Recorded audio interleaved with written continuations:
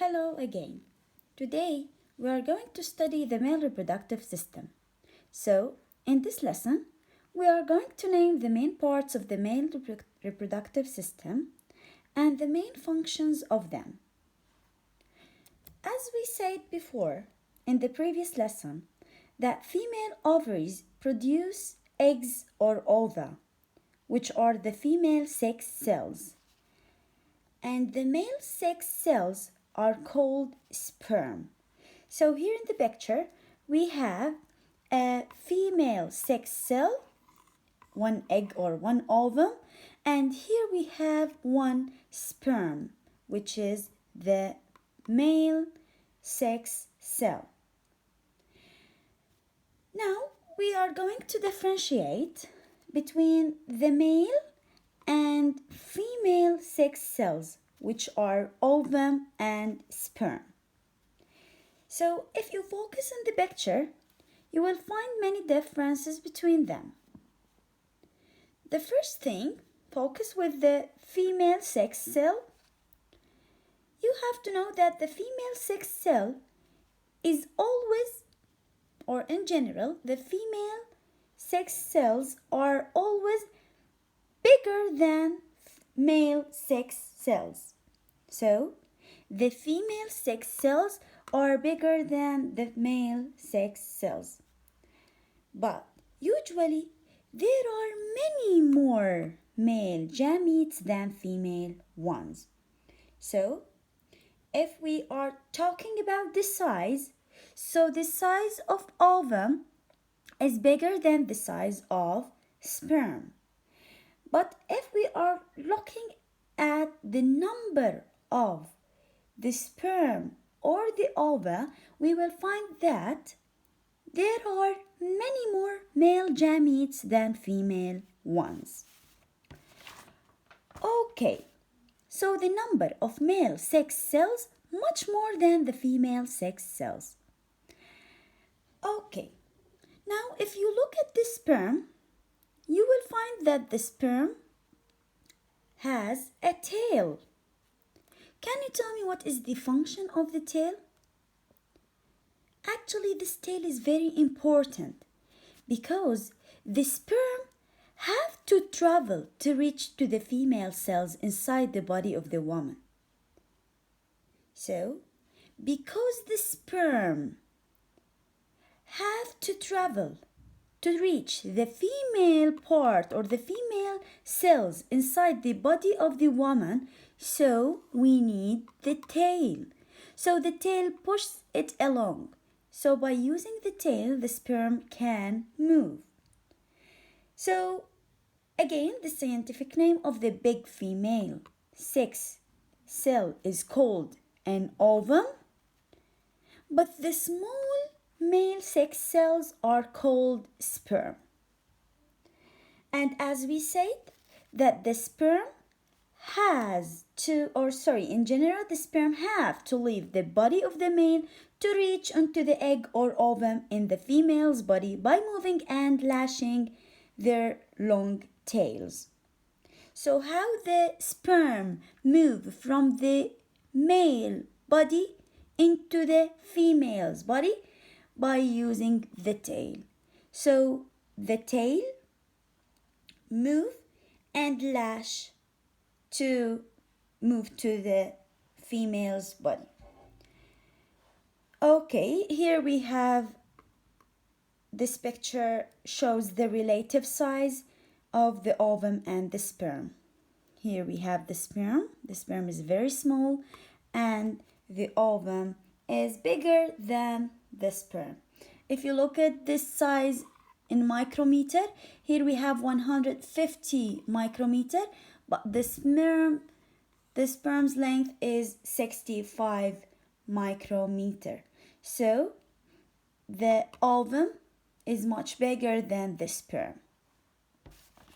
Okay, now let's study the parts of the male reproductive system and the functions of each part. So please open your book, page 57. Actually, in our lesson we are going to describe 6 parts, which are testes, sperm duct, we have glands, urethra, penis, and the scrotum. So we have 6 parts. Here we have testes. Actually, 1 testis, 2 testes. Okay, 1 testis, 2 testes. And we have 2 sperm ducts. Okay, and also we have 2 glands. And the sperm ducts are connected with tube is called urethra. This tube is urethra, and urethra inside the something called penis. Okay, so urethra is covered by penis. And also you will find that testes, they are inside a bag of skin. This bag of skin is called scrotum.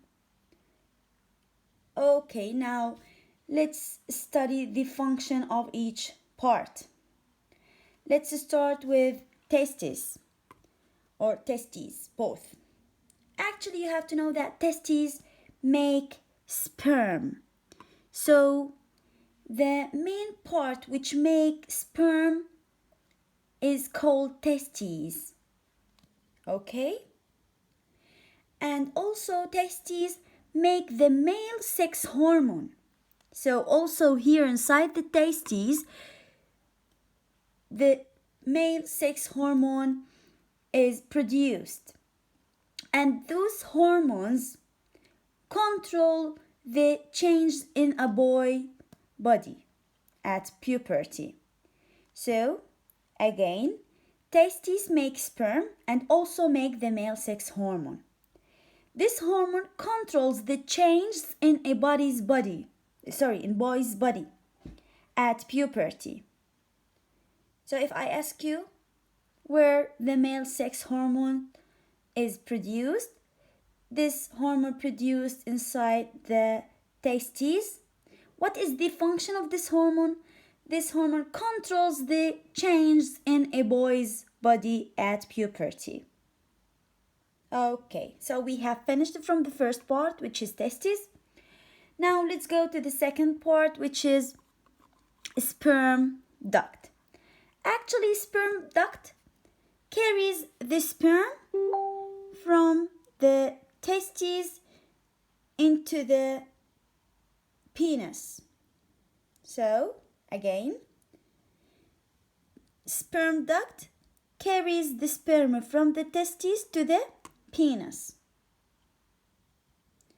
So, sperm duct is very important to carry the sperm and move it and send it to the penis. What about those 2 glands? Okay, you have to know that glands add liquid. This liquid contains food to the sperm to make something called semen.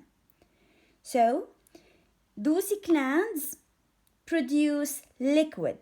This liquid contains food to the sperm, because you know that sperm are cells and the cells need food. So glands produce the liquid which contains food to the sperm. So now we have liquid and the sperm. We call them semen. So liquid and the sperm together they will produce semen. Liquid from the glands and sperm from the testes, that will produce something called semen. Okay, now what about urethra? What is the function of urethra? Now you have to know that urethra carries the semen which is produced from the testes and the glands okay, out of the penis. So urethra, this is the urethra, carries the semen out of the penis. Now you have to know something here. Actually, urine and semen can pass out through the same tube, which is urethra. But it's impossible for urine and semen to pass out of the penis at the same time. So, urine and semen cannot pass out of the penis at the same time because there is a special ring of muscle or sphincter prevents that. So, urethra can pass out urine and semen, but not at the same time because there is a special ring of muscle or sphincter. This muscle prevents passing out semen and urine together at the same time. So we have finished from urethra, and we said that urethra carries the semen out of the penis, and also it carries the urine out of the penis. Okay, what about scrotum? Here we have a bag of skin. This bag of skin is called scrotum. So what is the function of scrotum? Actually, it holds the testes outside the body of the man. Now you will ask yourself, why scrotum holds the testes outside the body of the man? Actually, it's very important to keep the testes at a slightly lower temperature than the rest of the body, because this is the right temperature for making the sperm as fast as possible. So, we need an optimum temperature to produce sperm as fast as possible. So, this temperature, not as the temperature of our body or male's body. So, scrotum, it's a bag of skin which holds the testes outside the body of the man to keep the testes at a slightly lower temperature than the rest of the body. And as we said, it's the optimum temperature for the testes to make sperm as fast as possible. So again, if I ask you, explain. The scrotum holds the testes outside the body of the man. That's to keep the testes at a slightly lower temperature. This is the answer. To keep the testes at a slightly lower temperature than the rest of the body, because it's the right temperature for the testes to make sperm as fast as possible. So if they are inside the body, producing sperm will be slower. Okay. Now what about the penis? Actually, penis, this is the part of penis. Now penis fits inside the vagina of the woman. We said that the sperm have to reach into the woman's reproductive system. So how the sperm will reach there? Actually, by fitting the penis inside the vagina of the woman. So the penis contains special tissue which fills with blood. So here we have penis, and the penis contains a special tissue which fills with blood when a man is sexually excited. So when the penis fits inside the vagina of the woman, the sperm leave the penis. Okay, the sperm leave the penis to go into the body of the woman during process called ejaculation. So when the semen and the sperm, so semen contains liquid and the sperm, leave the penis to go into the body of the woman. This process is called ejaculation. Okay, so if I ask you, define ejaculation. Ejaculation means when the sperm leave the penis to go into the body of the woman. So now let's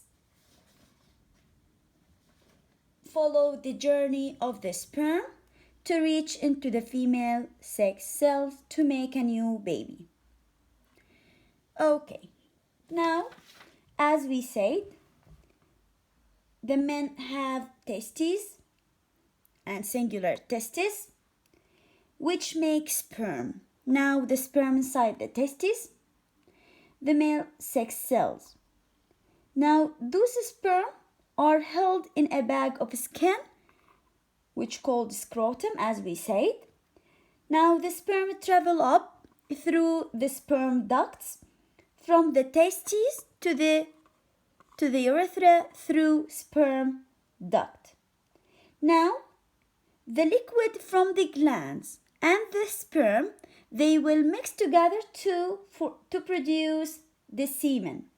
Then they travel out of the man's body through tube in the penis. This tube is called urethra. Okay? Then one cell from female's body, which is egg, with one cell from the male's body inside the female will fuse and join together. So they will fuse and join together to form a new life or a new fertilized egg. And this process is called fertilization. So when the egg from the female's body fuse or joins with the sperm, this process is called fertilization. Okay. Now you have to know that in normal healthy semen, there are hundreds of millions of sperm. And the average ejaculate contains 3 cubic centimeter of semen.